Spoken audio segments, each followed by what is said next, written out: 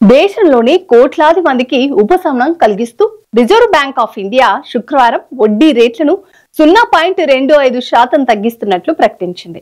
దాదాపు 5 సంవత్సరాల తర్వాత రిజర్వ్ బ్యాంక్ రేపో రేటును తగ్గించింది. రేపో రేటులో 0.25% తగ్గింపు కారణంగా గృహ రుణాలు, కారు రుణాలు సహా అన్ని రుణాలు చౌకగా మారుతాయి. ప్రజలు ఈఎంఐలో ఉపశమనం పొందుతారు. రిజర్వ్ బ్యాంక్ చివరిసారిగా జూన్ 2023లో రేపో రేటును 6.5% పెంచింది. జూన్ 2023 నుండి రేపో రేటులో ఎటువంటి మార్పు లేదు.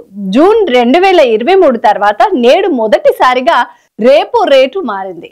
ఇప్పుడు దాన్ని 6.50% నుండి 6.25% మార్చింది. ఫిబ్రవరి 7న ఆర్బీఐ గవర్నర్ సంజయ్ మల్హోత్రా నేతృత్వంలో ఫిబ్రవరి 5న ప్రారంభమైన ద్రవ్య విధాన కమిటీ సమావేశం నేటితో ముగియనుంది.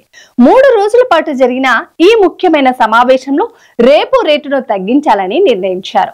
శుక్రవారం సమావేశం ముగిసిన తర్వాత reserve bank of India governor Sanjay Malhotra రేపో రేటును 0.25% తగ్గిస్తున్నట్లు ప్రకటించారు.